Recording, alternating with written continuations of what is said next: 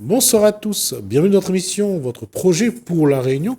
Et là, c'est un projet pour La Réunion, mais surtout pour le tampon. Bonsoir Antoine Fontaine. Bonsoir Jismir Hamidou, bonsoir aux téléspectateurs. Vous êtes candidat donc au municipal, au tampon. C'est vrai, c'est pas une première, hein, c'est votre Deuxième, hein. deuxième participation. Alors, on va faire comme j'ai toujours pensé, je me dis quand on présente un candidat, d'abord, qui est Antoine Fontaine? Antoine Fontaine, c'est un citoyen qui aimerait, ou en tout cas qui contribue, je dirais, à améliorer la société dans laquelle il vit. Il y a toujours un point de départ dans l'engagement politique, c'est de se dire que la situation ne nous convient pas tout à fait lorsque l'on se tourne vers nos élus en responsabilité. Eh bien, souvent, vous êtes les absents, vous êtes les pas trop avec ça. Et donc, alors qu'il y a de réelles choses qu'on peut améliorer dans la société réunionnaise en général, au tampon en particulier. J'allais dire, si on fait un profil d'Antoine Fontaine, il y a un élément qui joue, surtout au tampon. Euh, J'allais dire, vous êtes un petit peu l'aiguillon que les politiques n'apprécient pas. Alors, je ne sais pas si c'est l'aiguillon qu'on n'apprécie pas. En tout cas, je dirais que j'ai un attachement profond, je dirais, à la justice. Alors, je ne parle pas du tribunal, même si j'interviens beaucoup dans les droits parce que la formation que j'ai, la pratique aussi que j'ai dans ce domaine-là font que je suis attaché au respect des droits. Mais c'est la justice en termes de valeurs, la Réunion, le tampon, c'est une société profondément inégalitaire, injuste, et que cet héritage de l'histoire, moi là, on vit en tant que citoyen, en tant qu'acteur politique, dans ce 21e siècle, de contribuer à écrire une histoire différente de la Réunion et du tampon, fondée sur un certain nombre de valeurs que l'a existé dans la société réunionnaise, sur le respect avant tout, et l'idée de partage et de solidarité. Alors, une question pour avoir un petit peu le parcours. Ça fait combien de temps que Antoine Fontaine s'est vraiment, j'allais dire, mis dans le bain politique? Jeune, en fait, la politique m'y considère que c'est pas quelque chose, c'est pas le monopole des élus, en fait. Moi, je fais de la politique, je peux faire avancer des dossiers, je peux aider des gens sans forcément être un élu. L'élu, lui, il a une responsabilité supplémentaire et différente parce que il s'est présenté et s'est engagé dans un contrat moral avec les électeurs à améliorer leur quotidien, à travailler pour l'intérêt général et le bien commun. Et on se rend compte que, en tout cas ici à La Réunion, depuis que je suis revenu y vivre en 2007, parce que voilà, quitte La Réunion, moitié Marmaille, déjà à l'époque il fallait, je dirais, partir parce que finalement dans cette île, les jeunes sont invités à faire leur avenir ailleurs. On a construit quelque part un sentiment, enfin c'est pas qu'un sentiment d'ailleurs, on a construit l'impuissance des individus et qui crée une désespérance très profonde qui est très perceptible. Et donc j'ai commencé à me présenter aux élections à partir de 2017. Ça fait quand même quelques années que Antoine Fontaine sillonne La Réunion et surtout le tampon. Il connaît plus ou moins les attentes des gens, aussi au niveau des infrastructures, de la vie du tampon, de ce qui va ou de ce qui va moins bien. Aujourd'hui, quand on regarde la situation au tampon, quel est le constat d'Antoine Fontaine? Bah, c'est une ville qui, on peut pas le nier, s'est beaucoup développée, avec une population qui a augmenté au fil du temps. Et on a construit beaucoup d'infrastructures qui étaient nécessaires aussi à l'époque, parce que faut dire que la Réunion du début des années 80, c'est toujours un fonctionnement colonial, aujourd'hui aussi d'ailleurs, ça n'a pas changé, mais en tout cas avec un manque d'infrastructures criant. Et donc pendant toute cette période, je dirais que les hommes et les femmes politiques qui ont traversé le temps des années 80 à peu près aujourd'hui, ils ont mis en place toutes ces infrastructures qu'on pensait nécessaires à l'île et comme étant un signe aussi, je dirais, de développement, comme étant quelque chose d'universel sur l'aspect matériel, pour considérer qu'un pays est développé, il doit avoir tant de pharmacies, tant d'hôpitaux, tant de grandes surfaces, etc. On a oublié quelque part de développer les hommes et les femmes de la Réunion. On a développé du matériel et on a laissé toutes ces personnes à l'écart. Cette posture-là, elle vous honore, j'allais dire. Mais aujourd'hui, en politique, surtout lors des municipales, la population, elle attend des propositions et surtout des propositions concrètes qui pourraient vraiment se concrétiser dans leur vie. Bah, je ne sais pas tant si la population attend vraiment des propositions, parce qu'il faut bien dire que le fonctionnement de la politique à La Réunion, en général en France, hein, je dirais qu'il est très corrompu. Et les gens attendent essentiellement, et d'ailleurs c'est la première question qu'ils posent quand on discute avec eux, ils attendent essentiellement quelque chose pour eux à titre personnel. Ça, on peut tout à fait concevoir. Mais en fait, je dirais que la politique, on a surtout oublié que c'était une réponse à apporter à toute la société, à toute la population, quelles que soient les idées politiques des uns et des autres. On a enfermé les élections à La Réunion dans des politiques de clans où ces clans s'accaparent les biens communs, s'accaparent l'argent public au profit de leur clan et au détriment de tous ceux qui n'y sont pas. Et c'est ça le souci aujourd'hui, c'est que La Réunion meurt de cette division, La Réunion et le tampon y compris, meurt de cet accaparement au profit d'un petit nombre. Il y a une réalité, ce territoire colonial français a montré depuis la fin de la guerre, la Deuxième Guerre mondiale, qu'on essaye toujours de passer, de transmettre le flambeau à quelqu'un de la famille. Généralement, c'est soit de mère en fille, soit de père en fils. On essaye toujours de transmettre le flambeau.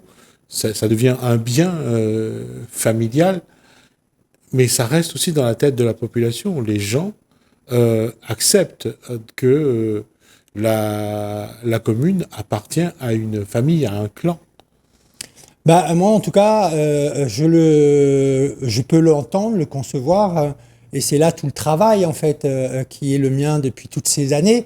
Et on reviendra ensuite aux propositions, parce que, effectivement, moi aussi, j'ai des propositions avec l'équipe qui m'accompagne dans cette démarche, mais on a intégré, à tort, que les biens publics, que l'argent public pouvait être accaparé par une famille ou un clan, et que cet accaparement se transmettait de génération en génération.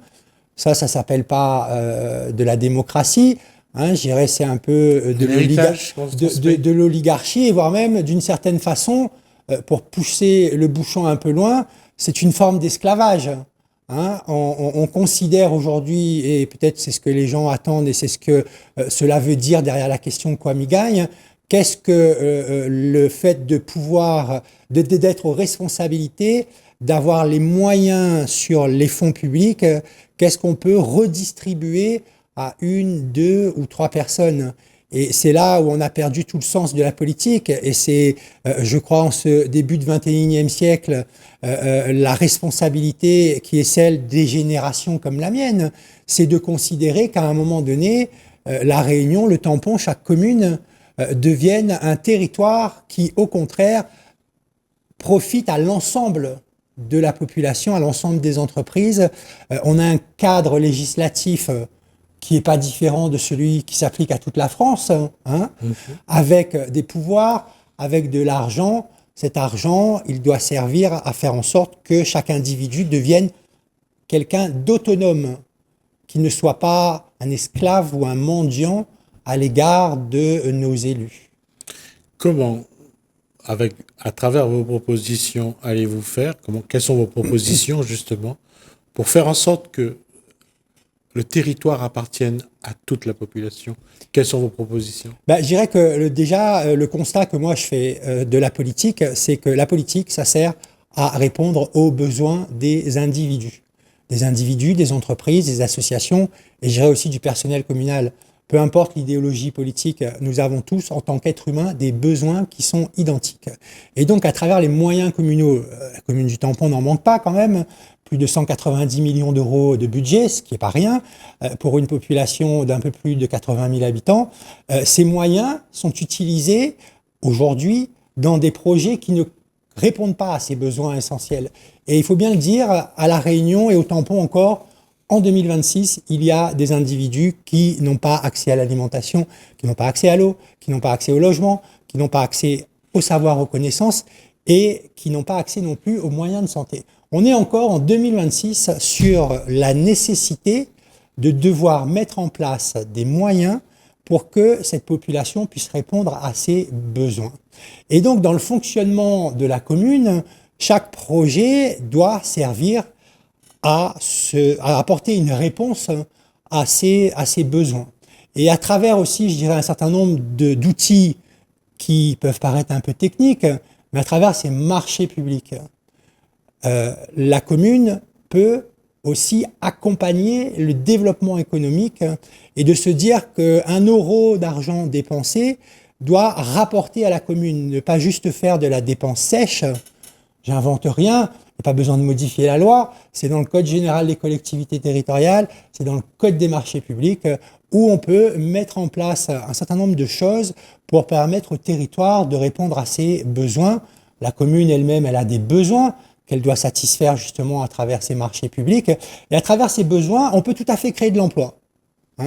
Créer de l'emploi localisable, en tout cas qui n'est pas délocalisable, pour des personnes qui bien souvent ont des savoir-faire. Le Tampon est une commune qui ne manque pas de richesses naturelles, de sources d'eau, d'énergie.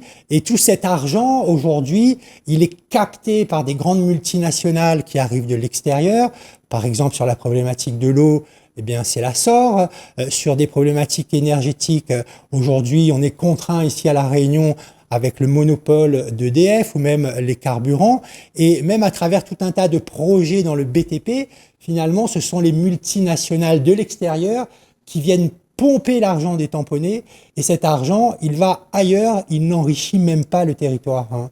Et donc, c'est de se dire vraiment que c'est une méthode, en fait, qu'il s'agit de mettre en place pour répondre à ces besoins essentiels et qui permet en même temps de créer de l'emploi parce que il y a vraiment la possibilité de le faire. Aujourd'hui, si on ne crée pas d'emploi, c'est qu'il y a une volonté politique de ne pas le faire, de maintenir les gens dans la dépendance et dans une misère matérielle et intellectuelle.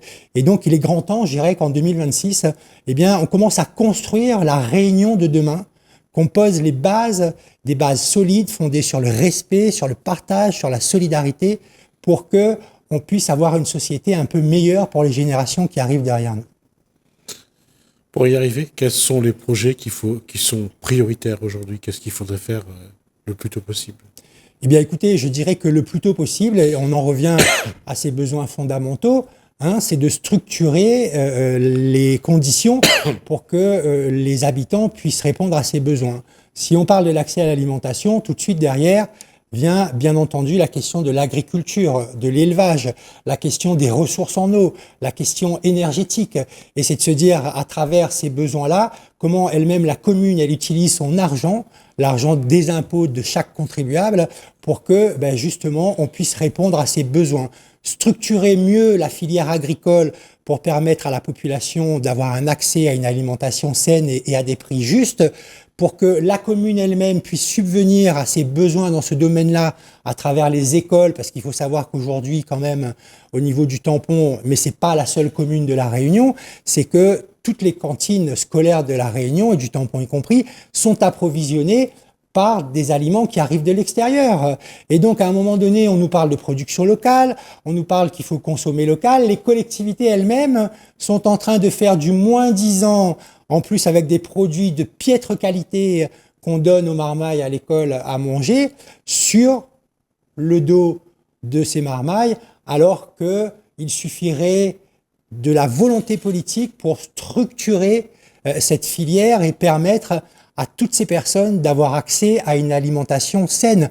On peut envisager vraiment beaucoup de choses. Je dirais que les seules limites qu'on se fixe, ce sont celles qu'on a dans sa tête, mais en tout cas, il y a un cadre aujourd'hui juridique qui permet aussi de faire beaucoup de choses, et sauf que ce cadre actuellement à La Réunion, on ne l'utilise pas.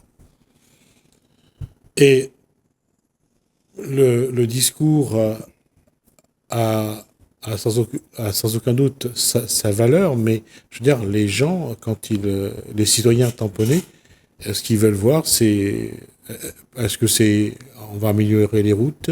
Est-ce qu'on va améliorer est-ce que la cantine scolaire sera meilleure? Est-ce que l'accueil à la mairie sera meilleur? Est-ce que les élus vont mieux leur parler, leur présenter des choses, leur répondre à leurs questions? C'est aussi une posture. Ce dont je parle là, typiquement, je dirais, c'est issu aussi de l'expérience de terrain, de tout cet accompagnement que j'ai pu faire pour différentes personnes dans le respect de leurs droits. Bien entendu, aujourd'hui, moi-même, je dirais, si je me suis engagé sur ce terrain des élections, c'est de se dire qu'à un moment donné, justement, on ne tient pas compte des besoins de la population. Il y a des individus qui sont là depuis des années, qui considèrent qu'ils savent mieux que vous ce dont vous avez besoin et qui mettent en place des projets qui sont complètement déconnectés des réalités vécues. Vous parliez des routes. Eh bien, aujourd'hui, typiquement, sur le tampon, il y a un projet qui va coûter plus de 60 millions d'euros aux contribuables, qui est un projet qui est censé lutter contre les embouteillages. Sauf que depuis 40 ans, quand même, à La Réunion, nos élus nous ont construit un enfer.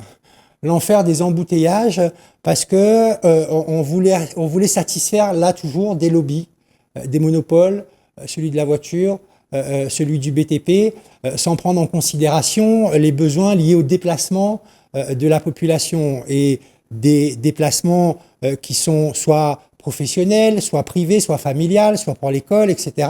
Ce qui fait que on se retrouve en permanence coincé dans les embouteillages, qu'on le veuille ou non. Et je dirais sur des plages horaires de plus en plus étendues, on est coincé dans les embouteillages. Et donc aujourd'hui, il s'agit effectivement de réfléchir à comment on peut améliorer cette qualité de vie, parce que c'est vraiment l'ambition qui est la nôtre aujourd'hui, améliorer la qualité de vie des citoyens, des entreprises et des associations, à travers un prisme qu'on néglige beaucoup, c'est le temps et les besoins de déplacement. Je dirais qu'on n'a rien fait en termes de mobilité pour les transports en commun. Quand on voit que les transports en commun sont soit pas adaptés en termes d'horaire, que bien souvent eux-mêmes sont coincés dans les embouteillages, ce qui fait que finalement, les gens, au bout du compte, tout a été fait pour qu'ils privilégient la voiture. Et qu'aujourd'hui, l'espace est tellement réduit qu'on ne finira pas de construire des routes partout, et même jusqu'au sommet du Piton des Neiges, et on se retrouvera toujours coincé dans les embouteillages. Cette réflexion sur les déplacements, je crois que c'est vraiment typiquement le genre de sujet qui doit être mené à un niveau régional, qui doit être mené, voire même au-delà de la commune, à un niveau intercommunal, parce que les gens se déplacent pour tout un tas de raisons d'une commune à une autre, et c'est de se dire qu'on arrête d'empiler comme ça les différents modes de déplacement, essentiellement aujourd'hui les routes. On entend de plus en plus parler des modes de déplacement dans les airs avec les téléphériques.